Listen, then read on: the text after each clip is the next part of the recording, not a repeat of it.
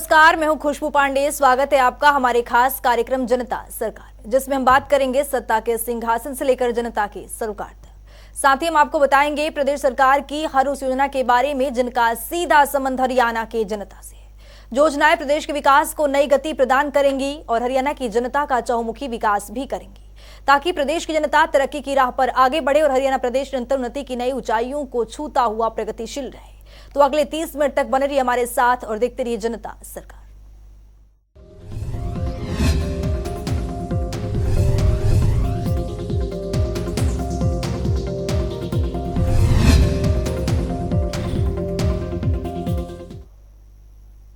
मुख्यमंत्री मनोहर लाल के दूरगामी सोच के चलते आज हरियाणा विकास के पथ पर अग्रसर हो रहा है। बात किसान और किसानी का करें या फिर बात शिक्षा का या रोजगार का करें, हर क्षेत्र में हरियाणा अपना परचम लहरा रहा है। आज मुख्यमंत्री मनोहर लाल ने प्रशासनिक सचिवों और जिला उपायुक्तों के साथ अहम बैठक की। इस बैठक में कई महत्वपूर्ण योजनाओं और कार्यक्रमों की समीक्षा बैठक हुई। इस रिपोर्ट के जरिए देखिए।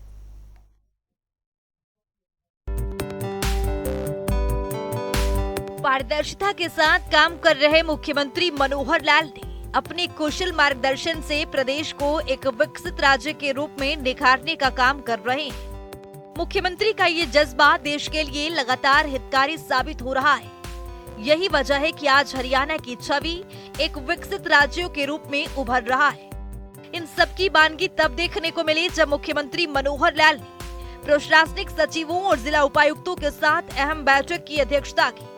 इस बैठक में स्वामित्व योजना, लोक निर्माण विभाग की सड़कें, मेरी फसल मेरा ब्यौरा सहित सरकार की महत्वपूर्ण योजनाओं और कार्यक्रमों की समीक्षा की गई। इसके साथ ही मुख्यमंत्री मनोहर लाल ने बैठक में बताया कि हरियाणा के गांवों और शहरों के बीच कनेक्टिविटी को बेहतर बनाने के लिए 3 करम से अधिक चौड़ाई वाले सभी रास्तों को पक्का किया जाएगा। साथ ही उन्होंने कहा कि सड़क नेटवर्क को मजबूत करने के उद्देश्य से स्वीकृत 1647 सड़कों में से 1632 सड़कों के टेंडर हो चुके हैं और 1378 सड़कों का काम आवंटित किया जा चुका है। मुख्यमंत्री ने लोक निर्माण विभाग की ओर से सड़कों की मरम्मत और निर्माण कार्यों को लेकर निर्देश दिए कि प्रत्येक विधानसभा क्षेत्र के लिए विधायक को 25-25 करोड़ रुपए की राशि सड़कों के निर्माण के लिए स्वीकृत की गई है। इन सड़कों के टेंडर प्रक्रिया को जल्द से जल्द पूरा किया और वक्त अलॉट करने में देरी न करें। साथ ही उन्होंने 5 करम के रास्तों के कार्य के संबंध में निर्देश देते हुए कहा कि उपायुक्त इन रास्तों का सीमांकन सुनिश्चित करें ताकि समयबद्ध तरीके से इन पर काम शुरू हो सके। मुख्यमंत्री ने उपायुक्तों को निर्देश दिए कि हाल ही में हुई बारिश के कारण क्षतिग्रस्त सड़कों का सर्वे करवाएं और रिपोर्ट प्रस्तुत करें कि कितनी सड़कों की मरम्मत की आवश्यकता है। बैठक में बताया गया कि ऐसी सड़कों के लिए 20 लाख रुपए की लागत की सड़क के कार्य एक्शन की कमेटी अपने स्तर पर करवा सकती है। इससे ऊपर के कार्य के लिए मुख्यालय के पास फाइल आएगी। उन्होंने उपायुक्तों को सड़कों की गुणवत्ता की निगरानी सुनिश्चित करने के निर्देश भी दिए। इसी दौरान मुख्यमंत्री मनोहर लाल ने कहा कि उपायुक्तों को सरकार की ओर से चलाई जा रही योजनाओं और कार्यक्रमों का कार्यान्वयन समयबद्ध तरीके से सुनिश्चित करने के निर्देश दिए। मुख्यमंत्री ने कहा कि प्रत्येक उपायुक्त सुनिश्चित करें कि सभी सरकारी योजनाओं और परियोजनाओं का कार्यान्वयन निर्धारित समय सीमा के भीतर हो, ताकि आम जनमानस को किसी भी प्रकार की असुविधा न हो। बैठक में मुख्यमंत्री मनोहर लाल ने उपायुक्तों को जनसंवाद कार्यक्रम के दौरान प्राप्त प्रस्तावों और मांगों की बारीकी से निगरानी करने के निर्देश भी दिए। मुख्यमंत्री ने कहा कि शिकायतों के समाधान में अनावश्यक देरी नहीं होनी चाहिए और शिकायतों का समाधान तभी माना जाएगा। उन्होंने कहा कि जब प्रतिवेदन देने वाला व्यक्ति संतुष्ट होगा, लोगों की संतुष्टि ही हमारा मुख्य ध्येय होना चाहिए। मुख्यमंत्री मनोहर लाल ने कहा कि जनसंवाद कार्यक्रमों में कुछ शिकायतें विशेष रूप से सरपंचों की ओर से उठाई गई शिकायतों की मौकों पर ही घोषणा होती है। इसीलिए प्रशासनिक सचिव और उपायुक्त जनसंवाद के दौरान की गई घोषणाओं की एक व्यापक सूची संकलित करें और इन्हें सीएम घोषणाओं में शामिल करें। वहीं मुख्यमंत्री ने अधिकारियों को शहरी स्थानीय निकायों और पंचायत विभागों में आने वाली मांगों की समय समय पर समीक्षा करने पर भी जोर दिया है। मुख्यमंत्री ने कहा कि केंद्र सरकार से हरियाणा को 2.5 लाख मीट्रिक टन बाजरे की खरीद की अनुमति मिल चुकी है। इसलिए पड़ोसी राज्यों से बाजरे की स्मगलिंग की आशंका है। इसे देखते हुए जिला उपायुक्त की पड़ोसी राज्यों से बाजरे की स्मगलिंग हो, इसलिए सभी जिला उपायुक्त सभी संबंधित एजेंसियों के सहयोग से सीमाओं पर कड़ी निगरानी रखें। बैठक में मुख्य सचिव संजीव कौशल, राजस्व एवं आपदा प्रबंधन विभाग के अतिरिक्त मुख्य सचिव एवं वित्तीय आयुक्त राजस्व टीवीएसएन प्रसाद, चिकित्सा शिक्षा एवं अनुसंधान विभाग के अतिरिक्त मुख्य सचिव डॉक्टर सुमिता मिश्रा, मुख्यमंत्री के उप प्रधान सचिव के मकरंद पांडुरंग सहित अन्य अधिकारी मौजूद रहे। जनता टीवी के लिए चंडीगढ़ से पवन सिवर की रिपोर्ट। हर शनिवार की तरह आज भी मुख्यमंत्री मनोहर लाल ने सीएम की विशेष चर्चा कार्यक्रम के तहत प्ले स्कूल के लाभार्थियों के अभिभावकों से सीधा संवाद किया। इस दौरान मुख्यमंत्री मनोहर लाल ने सरकार की ओर से खोले गए प्लेवे स्कूल और नई शिक्षा नीति पर विशेष बल भी दिया है। इस रिपोर्ट के जरिए देखिए। हरियाणा के मुख्यमंत्री मनोहर लाल प्रदेश में बच्चों के उज्जवल भविष्य के लिए हर संभव प्रयास कर रहे हैं। यही वजह है कि प्रदेश के युवा हर क्षेत्र में अपना दमखम दिखा रहे हैं। मुख्यमंत्री मनोहर लाल ने हर शनिवार को सीएम के विशेष चर्चा कार्यक्रम के तहत किसी न किसी योजना के लाभार्थियों से वीडियो कॉन्फ्रेंसिंग के जरिए मुखातिब होते हैं और इसी कड़ी में आज भी मुख्यमंत्री मनोहर लाल ने प्ले स्कूल के लाभार्थी अभिभावकों के साथ सीधा संवाद किया। इस दौरान मुख्यमंत्री ने कहा कि सरकार ने हरियाणा में 4000 प्ले स्कूल खोलने का फैसला किया है, जिसमें 40,000 बच्चों के दाखिले हुए।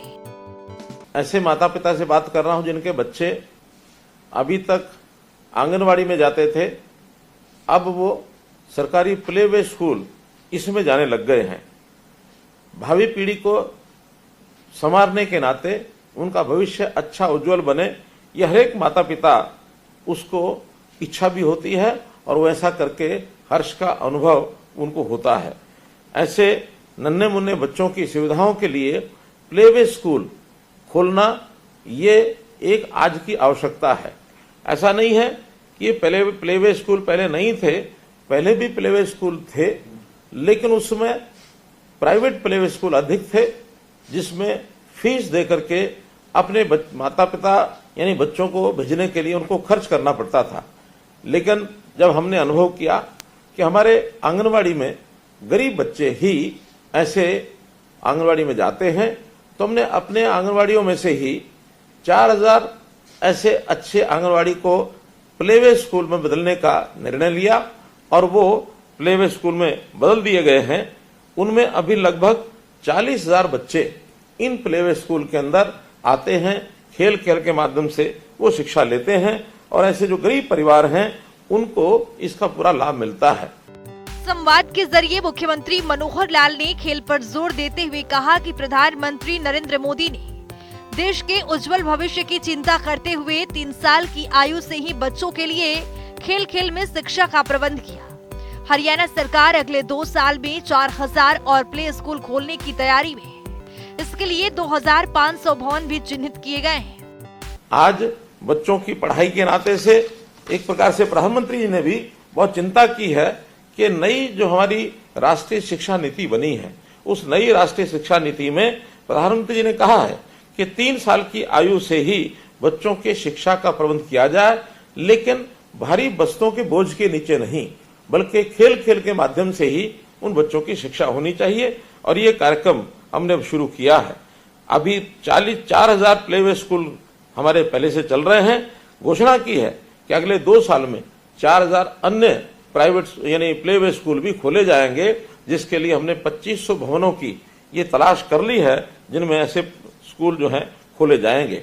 जब ये प्लेवे स्कूल की बात करते हैं तो बहुत से ऐसे समाज सेवी भी हैं जो ऐसे प्लेवे स्कूल के माध्यम से और समाज के अंदर एक अच्छी सेवा दे रहे हैं। उदाहरण के तौर पर यदि मैं जिला जींद में श्रीमती राजपति इसकी बात करूं तो उसने अपने गांव में एक प्लेवे स्कूल को गोद लिया है और वो सुचारू रूप से उस संचालन में अपनी गहरी रुचि वो ले रही है।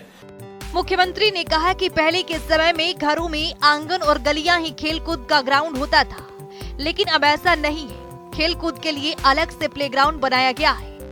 इस दिशा में सरकारी प्रयासों के अलावा कुछ समाज सेवकों ने भी प्ले स्कूल की व्यवस्था में अपनी रुचि दिखाई है, जिससे आज बच्चों के लिए स्वच्छ पानी की व्यवस्था भी हमने हर प्ले स्कूल में मुहैया कराने का काम किया है। बच्चों की पोषण संबंधी जरूरतों को पूरा करने के लिए चाहे भोजन की पौष्टिक भोजन की आवश्यकता हो अथवा उनके खेल के लिए प्ले स्कूल में खिलौनों की आवश्यकता हो, वहां सुविधाओं के नाते पंखों की आवश्यकता हो, तो ऐसे डीगल गांव के ग्रामवासियों ने अपने प्ले स्कूल्स में 11 पंखे इस प्रकार से दान दिए हैं। बहुत सी ऐसी संस्थाएं, बहुत सी कंपनियां, बहुत से बैंक्स, स्वयंसेवी संस्थाएं प्ले स्कूल में अपना सहयोग करने के लिए ये सब आगे आ रही हैं। हमने वहां पर पीने के पानी की, स्वच्छ पीने के पानी की व्यवस्था ये की है, वाटर प्यूरिफायर लगाए हैं और बच्चों को तस्वीरों के माध्यम से भी ज्ञान प्राप्त हो, क्योंकि बच्चों को तस्वीर जो है उसके मन को भाती है। तो इस प्रकार से उसको बाल पेंटिंग्स ये भी लगवाई हैं, झूले हैं, स्लाइडर हैं, खिलौने हैं, इन सब का प्रबंध एक अनौपचारिक शिक्षा के माध्यम से बच्चों को ये मिलता है। न केवल शिक्षा बल्कि उनको संस्कार मिले। अच्छे संस्कार यदि होंगे तो वही बच्चा बड़ा होकर के और एक अच्छा नागरिक बनेगा, और अच्छा नागरिक आज की हमारी आवश्यकता है। इस आज की आवश्यकता को पूरा करने के लिए प्ले स्कूल्स का बहुत बड़ा एक योगदान ऐसा चल रहा है। इतना ही नहीं, मुख्यमंत्री मनोहर लाल ने अपने संवाद के जरिए कहा कि आज के आधुनिक दौर में हर माता पिता चाहते हैं कि उनके बच्चों को अच्छी शिक्षा मिले, इसीलिए लोग अपने बच्चों को प्ले स्कूल में पढ़ने के लिए भेजते हैं। इन प्ले स्कूल में स्कूलों की औपचारिक शिक्षा शुरू होने से पहले अपने स्कूल के लिए मानसिक रूप से तैयार करने और नैतिक संस्कार देने का काम किया है। हमारा स्वभाव बच्चों के साथ हंसना, खेलना, उनको खुश रखना ये जरूर होना चाहिए। जब हम बच्चों को इस प्रकार से कहीं छोड़ने जाते हैं प्ले स्कूल में, अथवा जहाँ पे प्ले स्कूल नहीं वहाँ अभी भी आंगनवाड़ी होंगी, हम छोड़ने के लिए जाते हैं। कभी कभी बच्चे का मन नहीं होता वहां जाने का, तो हमें जब जाना है वहां उनको छोड़ने के लिए हंसते खेलते एक खुश मिजाज से वहां छोड़ के आना चाहिए। हाँ, मैं निश्चित रूप से आपको विश्वास दिलाता हूं कि बच्चा जब कुछ समय वहां बालवाड़ी केंद्र अथवा प्ले स्कूल में रहेगा और जब आप वापस लेने उसको दोपहर बाद जाएंगे तो निश्चित रूप से वो बच्चा हंसता खेलता हुआ ही आपको मिलेगा। तो आपका हंसना खेलना उस बच्चे के हंसने खेलने के बराबर मान करके निश्चित रूप से आप उससे अच्छा व्यवहार करें। तो इन बच्चों के बारे में, उनका खेलना कूदना, उनका ये जो सब प्रारंभिक क्रियाएं हैं, वो उसको बहुत शायद उस समय तो उसकी सोच में महत्व नहीं रखती, लेकिन हमारे लिए बहुत महत्व रखती हैं। हम जो है उनको कैसे खुश रखें। आप भाग्यवान हैं कि इस युग में, आज के समय में जब बहुत चीजों ने प्रगति कर ली है, आप इस व्यवहार को देख रहे हैं, पा रहे हैं। वरना हम जैसे जब बच्चे थे, मुझे आज भी याद है, हम गलियों में खेलते थे और गलियों में खेलते हुए कई बार वर्षा आती थी तो वहां जो हमारी गलियों में रेत होता था, उस रेत के ही हम छोटी छोटी झोपड़ियां बनाते थे, छोटे छोटे यानी गेंद के गोले, रेत के गोले बनाते थे, एक दूसरे को मारते थे, खिलाते थे। लेकिन आज आधुनिक युग में चीजें बदल गई हैं, तो इसलिए इस समय उन बच्चों को हर प्रकार से शिक्षा मिले, संस्कार मिले, उनका ज्ञानवर्धन हो, उनको भाषा का ज्ञान हो। भाषा में हमारी मातृभाषा, उसका ज्ञान, हमारी साथ की अन्य भाषाएं, उनका ज्ञान, हम उसमें गणित का पाठ, गणित की चीजें भी उसको सिखाएं। आखिर छोटे छोटे गोले बना करके और गणित के माध्यम से हम उसको सिखाते हैं। सीखने के बाद वो बच्चा आगे बढ़ता है। मुख्यमंत्री ने कहा कि इस जरूरत को जानते हुए निजी क्षेत्र में बहुत से प्राइवेट स्कूल खोले गए हैं। हमारी सरकार ने गरीब परिवार के बच्चों के लिए सार्वजनिक क्षेत्र में प्ले स्कूल खोलने की पहल की है और नई शिक्षा नीति 2020 के शुभारंभ के वक्त बच्चों के बौद्धिक विकास के ऊपर बल दिया है। हमने एक और काम भी किया है कि हमारे यहाँ कुछ कामकाजी महिलाएं हैं, उन कामकाजी महिलाओं को काम पर जब जाती हैं वहां पर क्रैच खोलने की व्यवस्था भी की है। अभी वर्तमान में 165 क्रैच ऐसे खोले जा चुके हैं। कुल 500 क्रैच हमने खोलने हैं। 335 क्रैच खोलना ये हमारा भी उनकी जगह पहचान की गई है, वो पाइपलाइन में है। तो उनमें भी कामकाजी महिलाओं को और निश्चित रूप से उसका लाभ मिलेगा। इस प्रकार से ये जो क्रैच खोल करके अथवा बालवाड़ी के माध्यम से बच्चों का जो हम एक प्रकार से उनके ज्ञान को, उनके शिक्षा को, उनके संस्कारों को आगे बढ़ा रहे हैं। अपनी ओर से एक ऐसा काम हमने चलाया है ताकि आने वाली पीढ़ी, कल का भविष्य बच्चों का उज्जवल हो। मुख्यमंत्री मनोहर लाल ने कहा कि नई शिक्षा नीति के तहत प्रदेश में केजी से पीजी तक की शिक्षा प्रदान करने के लिए काम किया जा रहा है। और उन्होंने कहा कि गीत गाते हुए बताया कि हम बच्चों से ऐसा व्यवहार करें कि उनके निर्मल मन को अच्छा लगे। बच्चे का स्वभाव ये बहुत ही यानी एक प्रकार का निर्मल होता है, कोमल होता है। हमने वो गीत सुना है, जब हम छोटे होते थे तब सुनते थे, बच्चे मन के सच्चे, सारी दुनिया की आंख के तारे, और किस प्रकार से बच्चों का वर्णन उस गीत में आता है। तो हम अपने बच्चों से, प्यारे बच्चों से ऐसा व्यवहार करें कि उनके निर्मल मन को अच्छा लगे, उनका मन चिड़चिड़ा ना हो, शिक्षा, ज्ञान, संस्कार हर प्रकार से वो आगे बढ़े। हम इस प्रयत्न में लगे हैं। एक समय में ऐसा लाना चाहते हैं कि धीरे धीरे हमारी जितनी भी आंगनवाड़ी हैं, 26,000 के लगभग आंगनवाड़ी हैं, हर एक आंगनवाड़ी को हम प्ले वे स्कूल के लेवल पर ला सकें, ताकि बच्चे भी जो है वो अपनी शिक्षा में, चाहे ग्रामीण बच्चा है, गरीब का बच्चा है, वो भी शिक्षा में पारंगत हो, आगे बढ़े। इतनी ही बात आज आपसे मुझे करनी थी। निश्चित रूप से आप जो अपने अनुभवों से हमको अवगत कराएंगे, हमको भी लाभ होगा, और यदि कोई कमी होगी उसको पूरा करेंगे। हरियाणा की मनोहर सरकार के कुशल मार्गदर्शन प्रदेश के विकास में अहम भूमिका निभा रहा है। यही वजह है कि प्रदेश के युवाओं का कदम उज्जवल भविष्य की ओर अग्रसर हो रहा है। हर क्षेत्र में युवा अपनी मेहनत की बदौलत और सरकार की पारदर्शिता से नौकरी लेने में सक्षम हो पा रहे हैं। जनता टीवी के लिए चंडीगढ़ से पवन सिवर की रिपोर्ट।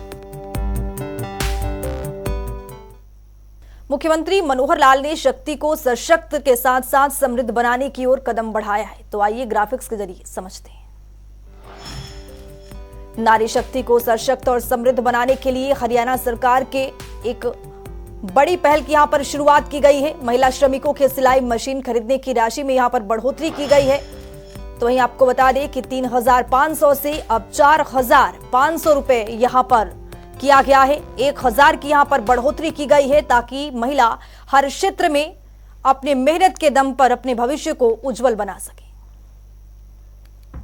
हरियाणा के मुख्यमंत्री मनोहर लाल जल संरक्षण की दिशा में कई महत्वपूर्ण कार्य कर रहे हैं, ताकि आने वाली पीढ़ियों को जल संकट का सामना न करना पड़े। इन सबको ध्यान में रखते हुए मुख्यमंत्री मनोहर लाल ने पानी का सही उपयोग करने के लिए प्रदेश के नागरिकों से आह्वान किया है।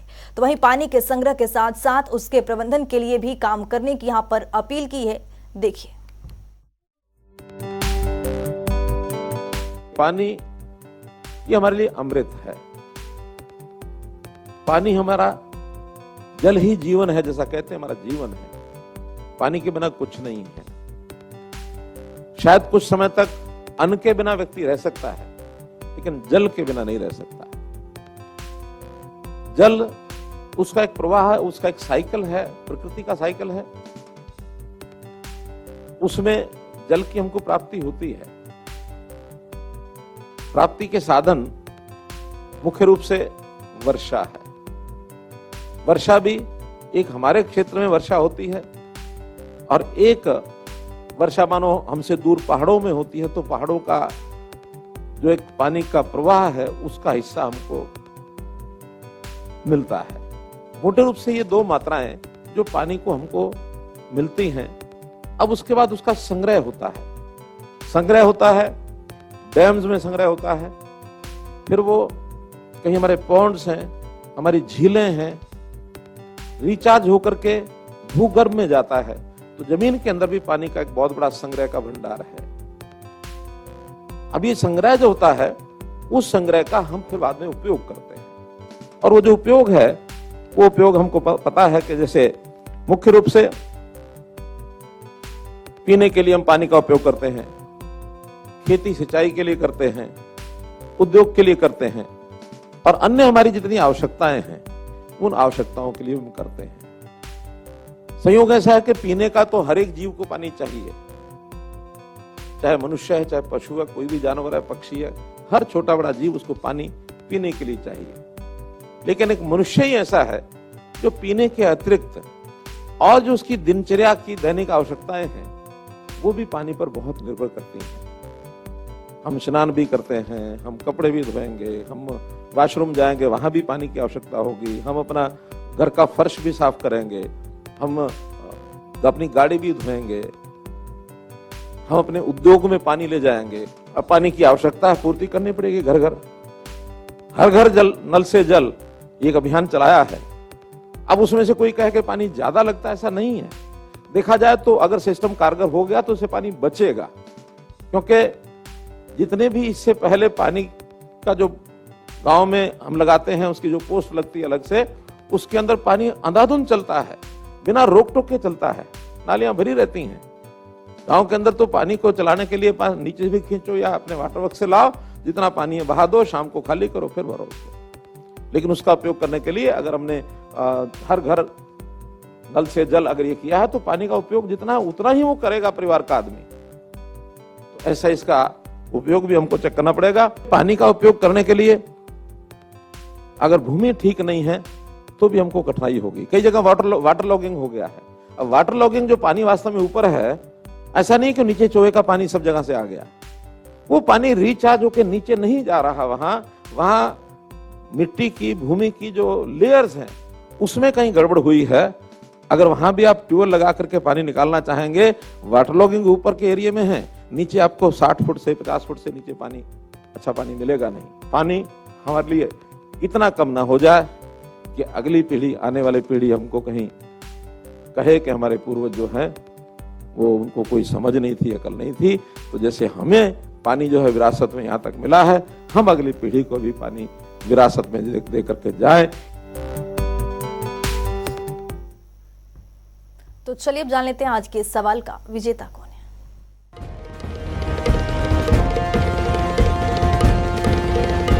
तो बात अब आज के विजेता की। जैसा कि आप जानते हैं, हर रोज एक नया सवाल पूछते हैं, सही जवाब देने वाले की नाम और तस्वीर अपने टेलीविजन स्क्रीन पर दिखाते हैं, साथ ही उसको उपहार भी देते हैं। तो चलिए अब जान लेते हैं कल का हमारा सवाल क्या था और कौन है इसका विजेता। कल का हमारा सवाल था, हरियाणा में जल जीवन मिशन योजना का मुख्य उद्देश्य क्या है। इसका सही जवाब है ए, हर घर को स्वच्छ जल देना। ढेरों जवाब आए, लेकिन आज के हमारे विजेता हैं कैथल से अजय इंदल। अजय, आपको बहुत बहुत बधाई। तो फिर पूछेंगे आज का सवाल, देखते रहिए जनता।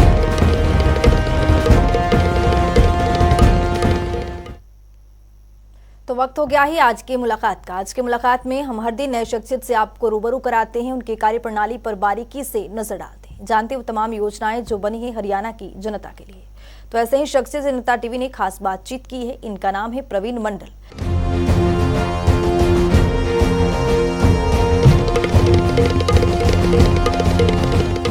पीएम किसान नामक योजना एक भारत सरकार की महत्वाकांक्षी योजना है, जिसके अंदर सभी किसानों को 6,000 रुपये प्रति वर्ष दिए जा रहे हैं। इसके अंदर 4 महीने में किसानों को एक किस्त दी जाती है 2,000 रुपये के हिसाब से। इसकी मुख्य जो बात है वो ये है कि ये एक ऐसे परिवार को दी जाती है जिसमें पति पत्नी और 18 साल से नीचे बच्चे हों। किसान भाइयों को मैं ये बताना चाहता हूँ कि वो किसान भाई ही इसमें अप्लाई करें जिनके पास ज़मीन है और घर में कोई भी इनकम टैक्स पे ही नहीं है और किसी भी पद के ऊपर, सरकारी पद के ऊपर ना हो, आसीन ना हो।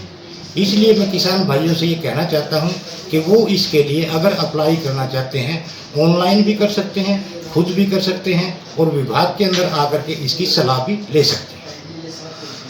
इसमें साहब, जैसे मैंने पहले भी बताया है कि कुल पूरे एक साल में 6,000 रुपये किसान को मिलते हैं, जिसमें 3 किस्तों में एक साल में दिए जाते हैं। 4 महीने के ऊपर एक किस्त डलती है 2,000 रुपये की।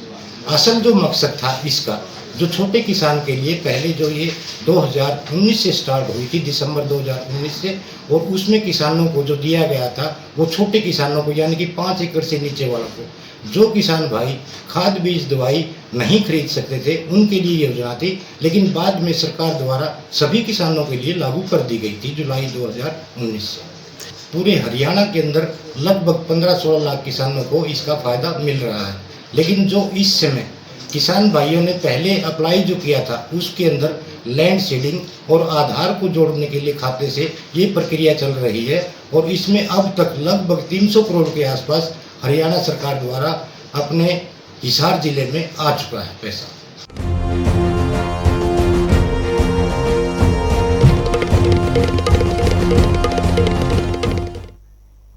तो वक्त हो गया है आज के सवाल का। तो चलिए अब जान लेते हैं आज के सवाल में क्या कुछ है।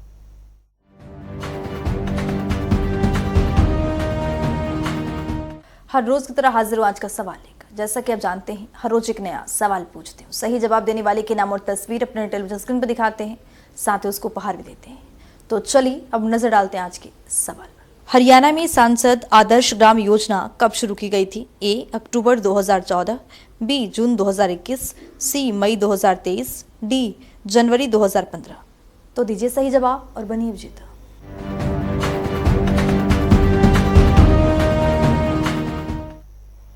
तो हमारे खास कार्यक्रम जनता सरकार में आज के लिए इतना ही। नमस्कार।